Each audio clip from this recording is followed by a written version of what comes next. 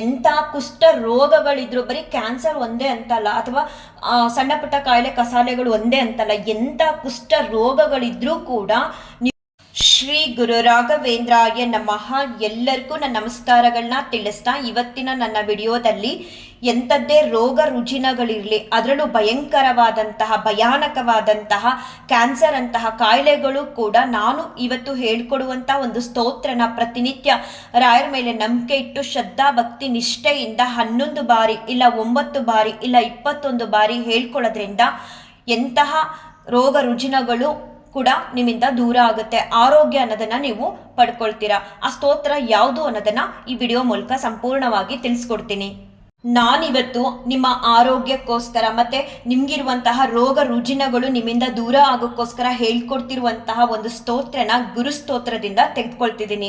ಈ ಗುರುಸ್ತೋತ್ರನ ನಾನು ಪ್ರತಿ ಬಾರಿ ಹೇಳ್ತೀನಿ, ಭಕ್ತಿಯಿಂದ ಯಾರೆಲ್ಲ ಕೇಳ್ತಾರೋ ಅವರೆಲ್ಲರೂ ಕೂಡ ರಾಯರ ಅನುಗ್ರಹಕ್ಕೆ ಪಾತ್ರರಾಗ್ತೀರಾ, ರಾಯರ ಅನುಗ್ರಹನ ಪಡ್ಕೊಳ್ತೀರಾ.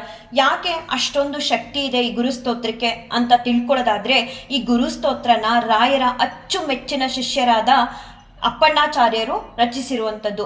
ಅಪ್ಪಣ್ಣಾಚಾರ್ಯರು ಈ ಗುರುಸ್ತೋತ್ರನ ಯಾವ ಸಂದರ್ಭದಲ್ಲಿ ರಚಿಸ್ತಾರೆ ಅಂತ ಅಂದ್ರೆ, ರಾಘವೇಂದ್ರ ಸ್ವಾಮಿಯವರು ಒಂದ್ ಕಡೆ ಬೃಂದಾವನಸ್ಥರಾಗ್ತಿರ್ತಾರೆ, ಇನ್ನೊಂದ್ ಕಡೆ ಈ ಅಪ್ಪಣ್ಣಾಚಾರ್ಯರಿಗೆ ಗೊತ್ತಿರಲ್ಲ, ತಡವಾಗಿ ಗೊತ್ತಾಗುತ್ತೆ. ಆಗ ಹೇಗಾದ್ರೂ ಸರಿ ನಾನು ರಾಘವೇಂದ್ರ ಸ್ವಾಮಿಯವ್ರನ್ನ ನೋಡ್ಲೇಬೇಕು ಅಂತ ಹೇಳಿ ರಾಘವೇಂದ್ರ ಸ್ವಾಮಿಯವ್ರ ಮೇಲಿನ ಭಕ್ತಿ ಮತ್ತೆ ಅವ್ರ ಮೇಲಿನ ಪ್ರೀತಿಯಿಂದ ತುಂಗಾಭದ್ರಾ ನದಿ ಪ್ರವಾಹದ ತರ ಹರಿತಾ ಇರುತ್ತೆ. ಅದನ್ನ ಯಾವುದನ್ನು ಕೂಡ ಲೆಕ್ಕಿಸ್ದೆ ಒಂದೇ ಬಾರಿ ಅವ್ರಿಗೆ ಈಜು ಬರದೇ ಇದ್ರು ನಾನು ರಾಘವೇಂದ್ರ ಸ್ವಾಮಿಯವ್ರನ್ನ ನೋಡ್ಲೇಬೇಕು, ಅವ್ರು ಬೃಂದಾವನಸ್ಥರಾಗ್ತಿದ್ದಾರೆ ಅನ್ನೋ ವಿಚಾರ ಗೊತ್ತಾಗಿ ಅಪ್ಪಣ್ಣಾಚಾರ್ಯರು ಪ್ರವಾಹದ ರೀತಿ ಹರಿತಿರೋ ತುಂಗಭದ್ರಾ ನದಿನೂ ಕೂಡ ಲೆಕ್ಕಿಸ್ದೆ ರಾಘವೇಂದ್ರ ಸ್ವಾಮಿಯವರ ಮೇಲಿನ ಪ್ರೀತಿ ಭಕ್ತಿಗೋಸ್ಕರ ಅವ್ರನ್ನ ನೋಡ್ಬೇಕು ಅಂತ ಹೇಳಿ ರಾಯರ ಬಳಿ ಹೋಗ್ತಿರ್ಬೇಕಾದ್ರೆ ಈ ಒಂದು ಗುರುಸ್ತೋತ್ರನ ಹೇಳ್ಕೊಳ್ತಾರೆ, ಅಂದ್ರೆ ರಚನೆ ಮಾಡ್ತಾರೆ. ಎಷ್ಟು ಅಪಾರವಾದ ಭಕ್ತಿ ಪ್ರೀತಿ ಇತ್ತು ರಾಘವೇಂದ್ರ ಸ್ವಾಮಿ ಮೇಲೆ ಅಪ್ಪಣ್ಣಾಚಾರ್ಯರಿಗೆ ಅಂದ್ರೆ ಇದರಿಂದ ನಾವು ಅರ್ಥ ಮಾಡ್ಕೋಬಹುದು. ಏನು ರಾಘವೇಂದ್ರ ಸ್ವಾಮಿಯವ್ರ ಹತ್ರ ಹೋಗ್ಬಿಟ್ರೆ ಅಪ್ಪಣ್ಣಾಚಾರ್ಯರು ನನಗೆ ಕಾರ್ ಕೊಟ್ಬಿಡ್ತಾರೆ, ಬಂಗ್ಲೆ ಕೊಟ್ಬಿಡ್ತಾರೆ, ಹಣ ಕೊಟ್ಬಿಡ್ತಾರೆ ಅಂತ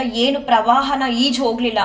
ರಾಘವೇಂದ್ರ ಸ್ವಾಮಿ ಅವ್ರ ಮೇಲಿನ ಭಕ್ತಿ, ಅವ್ರ ಮೇಲಿನ ಪ್ರೀತಿಯಿಂದ ತುಂಗಭದ್ರಾ ನದಿ ಪ್ರವಾಹದ ರೀತಿ ಹರಿತಿದ್ರು ಕೂಡ ಅದನ್ನ ಯಾವುದನ್ನು ಕೂಡ ಲೆಕ್ಕಿಸ್ಕೊಳ್ದೆ ಅವ್ರ ಮೇಲಿನ ಪ್ರೀತಿ ಭಕ್ತಿಯಿಂದ ಅವ್ರನ್ನ ನೋಡ್ಬೇಕು ಅಂತ ಅಪ್ಪಣ್ಣಾಚಾರ್ಯರು ತುಂಗಭದ್ರಾ ನದಿನ ಪ್ರವಾಹ ತರ ಬರ್ತಿದ್ರು ಕೂಡ ಲೆಕ್ಕಿಸ್ದೆ ದಾಟಿ ರಾಘವೇಂದ್ರ ಸ್ವಾಮಿಯವ್ರ ದರ್ಶನನ ಮಾಡ್ಬೇಕು ಅಂತ ಹೋಗ್ತಾರೆ. ಅಷ್ಟರೊಳಗಡೆ ರಾಘವೇಂದ್ರ ಸ್ವಾಮಿಯವರು ಬೃಂದಾವನಸ್ಥರಾಗಿರ್ತಾರೆ. ಆದ್ರೆ ಅವ್ರು ರಚಿಸಿರುವಂತಹ ಗುರುಸ್ತೋತ್ರಕ್ಕೆ ಅಪಾರವಾದ ಮಹಿಮೆ ಇವತ್ತಿಗೂ ಕೂಡ ಇದೆ. ಕೊನೆ ಗುರುಸ್ತೋತ್ರದ ಲೈನ್ ಅಲ್ಲಿ ರಾಘವೇಂದ್ರ ಸ್ವಾಮಿಯವರ ಧ್ವನಿ ಕೂಡ ಸೇರ್ಕೊಳ್ಳುತ್ತೆ. ಸಾಕ್ಷಿ ಹಯಾಸ್ಯೋತ್ರ ಹಿ ಅಂತ ಹೇಳ್ತಾರೆ ರಾಘವೇಂದ್ರ ಸ್ವಾಮಿಯವರು. ನೀನು ರಚಿಸಿರುವಂತಹ ಈ ಗುರುಸ್ತೋತ್ರಕ್ಕೆ ಹಯಗ್ರೀವ ದೇವರು ಸಾಕ್ಷಿಯಾಗಿರ್ತಾರೆ ಅಂತ ಹೇಳಿ ಬೃಂದಾವನದಿಂದ ರಾಘವೇಂದ್ರ ಸ್ವಾಮಿಯವರು ಅಪ್ಪಣ್ಣಾಚಾರ್ಯರು ಬೃಂದಾವನದ ಮುಂದೆ ನಿಂತ್ಕೊಂಡು ಕಣ್ಣೀರ್ ಹಾಕ್ತಾ ಇರ್ಬೇಕಾದ್ರೆ ಸಾಕ್ಷಿ ಹಯಾಸ್ಯೋತ್ರ ಹಿ ಅಂತ ಹೇಳಿ ರಾಘವೇಂದ್ರ ಸ್ವಾಮಿಯವರು ಅಪ್ಪಣ್ಣಾಚಾರ್ಯರಿಗೆ ಸಮಾಧಾನನ ಪಡಿಸ್ತಾರೆ. ನಿಜವಾಗ್ಲೂ ಈ ಗುರುಸ್ತೋತ್ರಕ್ಕೆ ಅಪಾರವಾದ ಮಹಿಮೆ ಇದೆ, ಎಷ್ಟು ಶಕ್ತಿ ಇದೆ ಅಂದ್ರೆ ಅಷ್ಟಿಷ್ಟಲ್ಲ, ಇದನ್ನ ಹೇಳಿದವ್ರಿಗೆ ಕೇಳಿದವ್ರಿಗೆ ಎಲ್ಲರಿಗೂ ಕೂಡ ರಾಘವೇಂದ್ರ ಸ್ವಾಮಿಯವರ ಅನುಗ್ರಹ ಆಗ್ಬಿಡುತ್ತೆ. ಯಾಕಂದ್ರೆ ಅವರ ಅಚ್ಚುಮೆಚ್ಚಿನ ಮತ್ತೆ ಪ್ರೀತಿ ಪಾತ್ರರಾದಂತಹ ಶಿಷ್ಯರಾದ ಅಪ್ಪಣ್ಣಾಚಾರ್ಯರು ರಚಿಸಿರುವಂತಹ ಗುರುಸ್ತೋತ್ರ ಇದು. ಆ ಕಾರಣಕ್ಕೆ ರಾಘವೇಂದ್ರ ಸ್ವಾಮಿಯವರಿಗೆ ಈ ಸ್ತೋತ್ರನ ಹೇಳೋದ್ರಿಂದ ಅಥವಾ ನಾವು ಈ ಸ್ತೋತ್ರನ ಕೇಳಿಸ್ಕೊಳ್ಳೋದ್ರಿಂದ ಒಂದ್ ರೀತಿ ಅವರ ಅನುಗ್ರಹಕ್ಕೆ ಪಾತ್ರರಾಗ್ತೀವಿ. ಮತ್ತೆ ಈ ಸ್ತೋತ್ರ ವಿಶ್ವದಲ್ಲೇ ಒಂದ್ ರೀತಿ ಯಾವ ಸ್ತೋತ್ರಗಳನ್ನ ನಾವು ಹೇಳಿದ್ರು ಫಲ ಅಷ್ಟು ಸಿಗಲ್ಲ, ಆದ್ರೆ ಈ ಒಂದು ಸ್ತೋತ್ರನ ಹೇಳೋದ್ರಿಂದ ನಮ್ಮ ಬದುಕಲ್ಲಿ ಏನೆಲ್ಲ ಬೇಕು ಅದೆಲ್ಲವೂ ಕೂಡ ಈ ಸ್ತೋತ್ರನ ಹೇಳೋದ್ರಿಂದ ನಮ್ಗೆ ಸಿಗುತ್ತೆ. ಇವಾಗ ನಾವು ಹಣಕ್ಕೋಸ್ಕರ, ಆರೋಗ್ಯಕ್ಕೋಸ್ಕರ ಒಂದೊಂದಕ್ಕೋಸ್ಕರನು ನಾವು ಒಂದೊಂದು ಶ್ಲೋಕಗಳನ್ನ ಹೇಳಬೇಕು. ಆದ್ರೆ ಈ ಗುರುಸ್ತೋತ್ರ ಅನ್ನೋದು ಆ ರೀತಿಯಲ್ಲ. ಒಬ್ಬ ಮನುಷ್ಯನ ಬದುಕಲ್ಲಿ ಏನೆಲ್ಲ ಬೇಕು ಅವಶ್ಯಕತೆವಾಗಿ ಅವೆಲ್ಲವೂ ಕೂಡ ರಾಘವೇಂದ್ರ ಸ್ವಾಮಿಯವರು ಈ ಗುರುಸ್ತೋತ್ರ ಪಠಣೆ ಮಾಡೋದ್ರಿಂದ ಕೇಳಿಸ್ಕೊಳ್ಳೋದ್ರಿಂದ ಅನುಗ್ರಹನ ಮಾಡ್ಬಿಡ್ತಾರೆ. ಅಪಾರವಾದ ಶಕ್ತಿ ಈ ಗುರುಸ್ತೋತ್ರಕ್ಕೆ ಇದೆ. ನಾವಿವಾಗ ಎಷ್ಟು ಮಟ್ಟಿಗೆ ಭಕ್ತಿ ಮಾಡ್ತೀವಿ ರಾಘವೇಂದ್ರ ಸ್ವಾಮಿಯವ್ರ ಮೇಲೆ ಅಂದ್ರೆ ನೋಡಿ, ಅಪ್ಪಣ್ಣಾಚಾರ್ಯರವ್ರಿಗೆ ಯಾವ ರೀತಿ ಭಕ್ತಿ ಮತ್ತೆ ರಾಯರ ಮೇಲೆ ಎಷ್ಟು ಪ್ರೀತಿ ಇತ್ತು ಅಂತ. ಆದ್ರೆ ನಾವಿವಾಗ ರಾಘವೇಂದ್ರ ಸ್ವಾಮಿಯವ್ರನ್ನ ಪೂಜಿಸ್ತಿದೀವಿ, ಏನೋ ಒಂದು ನಾವು ಕೇಳಿರ್ತೀವಿ, ಅವ್ರು ಕೊಡಲ್ಲ. ಕೊಡದೇ ಇರೋದಕ್ಕೆ ಕಾರಣ ರಾಘವೇಂದ್ರ ಸ್ವಾಮಿ ಅವ್ರಿಗೆ ಗೊತ್ತಿರುತ್ತೆ, ಅದು ನಮ್ಗೆ ಅರ್ಥ ಆಗಲ್ಲ. ಆಗುವಾಗ ನಾವೇನ್ ಮಾಡ್ತೀವಿ, ರಾಯರನ್ನ ನಾವಿಷ್ಟು ಪೂಜಿಸ್ತಿದೀವಿ, ಯಾಕೋ ಏನೋ ರಾಘವೇಂದ್ರ ಸ್ವಾಮಿಯವ್ರು ಇಲ್ವೇನೋ, ನಮ್ ಕೂಗು ಅವ್ರಿಗೆ ಕೇಳಿಸ್ತಿಲ್ವೇನೋ ಅಂತ ಎಲ್ಲ ಬೇಸರ ಪಟ್ಕೊಳ್ತೀವಿ. ಆದ್ರೆ ಅಪ್ಪಣ್ಣಾಚಾರ್ಯರು ಎಷ್ಟು ಪ್ರೀತಿ ಮತ್ತು ಭಕ್ತಿನ ಮಾಡ್ತಿದ್ರು ರಾಘವೇಂದ್ರ ಸ್ವಾಮಿಯವ್ರ ಮೇಲೆ ಅಂದರೆ, ನಾವೇ ಆಗಲಿ ಅಥವಾ ನೀವೇ ಆಗಲಿ ಯಾರೂ ಕೂಡ ಈ ರೀತಿ ಒಂದು ಹರಿತಿರುವಂತಹ ಪ್ರವಾಹದಿಂದ ಉಕ್ಕಿ ಹರಿತಿರುವಂತಹ ತುಂಗಭದ್ರಾ ನದಿನ ದಾಟಕ್ಕೆ ಹೋಗ್ತಿರಲಿಲ್ಲ. ಏನು ಸಿಗುತ್ತೆ ನಮಗೆ ರಾಘವೇಂದ್ರ ಸ್ವಾಮಿಯವರಿಂದ ಅಂತ ಅಂದ್ಕೊಂಡು ಸುಮ್ಮನಾಗ್ತಿದ್ದೋ. ಆದರೆ ಅಪ್ಪಣ್ಣಾಚಾರ್ಯರು ಆ ರೀತಿ ಅಲ್ಲ, ಅಷ್ಟು ಭಕ್ತಿ ಮತ್ತು ಪ್ರೀತಿನ ರಾಘವೇಂದ್ರ ಸ್ವಾಮಿಯವ್ರ ಮೇಲೆ ಇಟ್ಕೊಂಡಿದ್ರು. ಆ ಕಾರಣಕ್ಕೆ ಪ್ರವಾಹದ ಹಾಗೆ ಹರಿತಿರುವಂತಹ ತುಂಗಭದ್ರಾ ನದಿನೂ ಕೂಡ ಲೆಕ್ಕಿಸದೆ ಅವ್ರ ದರ್ಶನನ ಮಾಡಲೇಬೇಕು ಅಂತ ಹೋಗ್ತಾರೆ. ಹಾಗಾಗಿ ರಾಘವೇಂದ್ರ ಸ್ವಾಮಿಯವ್ರಿಗೆ ಈ ಗುರುಸ್ತೋತ್ರದ ಒಂದೊಂದು ಸಾಲುಗಳ ಮೇಲೂ ಕೂಡ ಬಹಳ ಪ್ರೀತಿ ಅನ್ನೋದಿದೆ. ಯಾರು ಭಕ್ತಿ ಶ್ರದ್ಧೆಯಿಂದ ಈ ಒಂದು ಗುರುಸ್ತೋತ್ರನ ಹೇಳ್ತಾರೋ ಕೇಳ್ತಾರೋ ಅವ್ರಿಗೆಲ್ಲರಿಗೂ ಕೂಡ ರಾಘವೇಂದ್ರ ಸ್ವಾಮಿಯವರು ಅನುಗ್ರಹನ ಮಾಡ್ತಾರೆ. ಅವಾಗಲೇ ನಾನು ಹೇಳಿದ್ನಲ್ಲ, ನಮ್ಮ ಬದುಕಿಗೆ ಏನೇನು ಬೇಕು ಅದೆಲ್ಲವೂ ಕೂಡ ಈ ಗುರುಸ್ತೋತ್ರನ ಹೇಳೋದ್ರಿಂದ ನಾವು ಪಡ್ಕೋಬೋದು. ಅದರಲ್ಲೇ ಒಂದು ಸ್ತೋತ್ರನ ನಾನು ಇವತ್ತು ಹೇಳ್ತಾ ಇದ್ದೀನಿ, ಆರೋಗ್ಯಕ್ಕೋಸ್ಕರ. ಯಾರಿಗೆಲ್ಲ ಆರೋಗ್ಯ ಬೇಕು ಅಂತ ಅಂದ್ಕೊಳ್ತಿರೋ ಅಂಥವರೆಲ್ಲರೂ ಕೂಡ ಪ್ರತಿನಿತ್ಯ 9 ಬಾರಿ, 11 ಬಾರಿ, 21 ಬಾರಿ ಈ ಸ್ತೋತ್ರನ ಹೇಳೋದ್ರಿಂದ ಒಂದು ಆರೋಗ್ಯನ ನೀವು ಪಡ್ಕೋಬಹುದು. ಹಾಗೆ ಯಾರಿಗೆಲ್ಲ ಈಗ ರೋಗ ರುಜಿನಗಳಿದೆ, ಭಯಂಕರವಾದ ಕಾಯಿಲೆ ಕಸಾಲೆಗಳಿರಲಿ, ಎಂಥ ರೋಗಗಳಿದ್ರೂ ಕೂಡ ಈ ಒಂದು ಸ್ತೋತ್ರನ ನೀವು ರಾಯರ ಮೇಲೆ ನಂಬಿಕೆ ಇಟ್ಟು 11 ಬಾರಿ, 9 ಬಾರಿ, 21 ಬಾರಿ ಹೇಳ್ಕೊಳ್ಳೋದ್ರಿಂದ ಖಂಡಿತವಾಗ್ಲೂ ರಾಘವೇಂದ್ರ ಸ್ವಾಮಿಯವರು ನಿಮಗಿರುವಂತಹ ರೋಗ ರುಜಿನಗಳ ನಿಮ್ಮಿಂದ ದೂರ ಮಾಡ್ತಾರೆ. ಎಷ್ಟೋ ಬಾರಿ ಹಾಸ್ಪಿಟ್ಲ್ಗಳಿಗೆ ಅಲ್ದಿರ್ತೀರ, ಇನ್ನೂ ಎಷ್ಟೋ ಕಾಯಿಲೆಗಳು ಕಾರಣನೇ ಗೊತ್ತಿರಲ್ಲ, ಡಾಕ್ಟ್ರಿಗೆ ತೋರಿಸಿದ್ರೂ ಕೂಡ ನಿಮ್ಮಿಂದ ದೂರ ಆಗ್ತಿರಲ್ಲ. ಅಂತ ಎಲ್ಲ ಸಮಸ್ಯೆಗಳಿಗೂ ಕೂಡ ಈ ಒಂದು ಸ್ತೋತ್ರ ರಾಮ ಬಾಣ ಇದ್ದಂಗೆ ಇರುತ್ತೆ. ಈ ಸ್ತೋತ್ರನ ಭಕ್ತಿ ನಿಷ್ಠೆಯಿಂದ ಹೇಳಿ, ನಾನು ಕೂಡ ಈ ಸ್ತೋತ್ರನ ಇಲ್ಲಿ ಹೇಳ್ತೀನಿ, ನನ್ನ ಜೊತೆ ಕೂಡ ಬೇಕಾದರೂ ನೀವು ಹೇಳ್ಕೋಬಹುದು. ಇಲ್ಲ ಅಂದರೆ ನೀವು ಫೋನಲ್ಲಿ ಸರ್ಚ್ ಮಾಡಿದಾಗ ಈ ಸ್ತೋತ್ರ ಸಿಗುತ್ತೆ. ರಾಘವೇಂದ್ರ ಗುರುಸ್ತೋತ್ರಂ ಯಪ್ಪಟೆ ಭಕ್ತಿಪೂರ್ವಕಂ ತಸ್ಯ ಕುಷ್ಠಾದಿರೋಗಾಣಂ ನಿವೃತ್ತಿಸ್ವರಾಯ ಭವೇತ್. ರಾಘವೇಂದ್ರ ಗುರುಸ್ತೋತ್ರಂ ಯಪ್ಪಟೆ ಭಕ್ತಿಪೂರ್ವಕಂ ತಸ್ಯ ಕುಷ್ಠಾದಿರೋಗಾಣಂ ನಿವೃತ್ತಿಸ್ವರಾಯ ಭವೇತ್.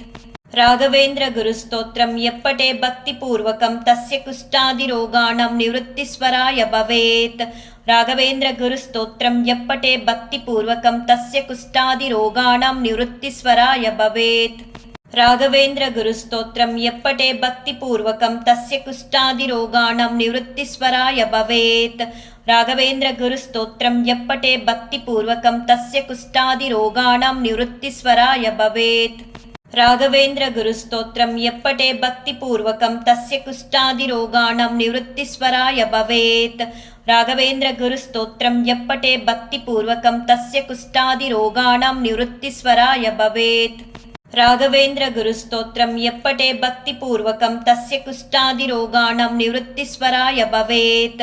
ನೋಡಿ, ಈ ಸ್ತೋತ್ರ ಹೇಳುತ್ತೆ, ಯಾರು ಗುರುಸ್ತೋತ್ರನ ಭಕ್ತಿಪೂರ್ವಕವಾಗಿ ಹೇಳ್ತಾರೋ ತಸ್ಯ ಕುಷ್ಠಾದಿರೋಗಾಣಂ, ಎಂಥ ಕುಷ್ಠ ರೋಗಗಳಿದ್ರು, ಬರೀ ಕ್ಯಾನ್ಸರ್ ಒಂದೇ ಅಂತಲ್ಲ, ಅಥವಾ ಸಣ್ಣ ಪುಟ್ಟ ಕಾಯಿಲೆ ಕಸಾಲೆಗಳು ಒಂದೇ ಅಂತಲ್ಲ, ಎಂಥ ಕುಷ್ಠ ರೋಗಗಳಿದ್ರೂ ಕೂಡ ನಿವೃತ್ತಿಸ್ವರಾಯ ಭವೇತು, ರೋಗಗಳು ಎಲ್ಲ ಕೂಡ ದೂರ ಆಗುತ್ತೆ. ಯಾರು ಭಕ್ತಿಯಿಂದ ಗುರುಸ್ತೋತ್ರನ ಹೇಳ್ತಾರೋ ಅಂಥವರ ರೋಗ ರುಜಿನಗಳನ್ನ ದೂರ ಮಾಡ್ತಾರೆ ರಾಘವೇಂದ್ರ ಸ್ವಾಮಿಗಳು ಅಂತ. ಈ ಗುರುಸ್ತೋತ್ರನ ಹೆಣ್ಮಕ್ಳು ಹೇಳ್ಬೇಕು, ಹೆಣ್ಮಕ್ಳು ಹೇಳಬಾರ್ದು, ಗಂಡ್ಮಕ್ಳೇ ಹೇಳಬೇಕು ಅಂತ ಏನಿಲ್ಲ. ಈ ಒಂದು ಆರೋಗ್ಯಕ್ಕೋಸ್ಕರ ಹೇಳುವಂಥ ಸ್ತೋತ್ರನ ಗುರುಸ್ತೋತ್ರದಿಂದನೇ ಎತ್ಕೊಂಡಿರೋದು. ಈ ಗುರುಸ್ತೋತ್ರನ ಬರೀ ಇದೊಂದು ಹೇಳಿದೆ, ಸಂಪೂರ್ಣವಾಗಿ ಹೇಳ್ದಷ್ಟು ನಿಮಗೆ ಅನುಕೂಲಗಳೇ ಹೆಚ್ಚು, ಅದರಿಂದ ಲಾಭಗಳೇ ಹೆಚ್ಚು.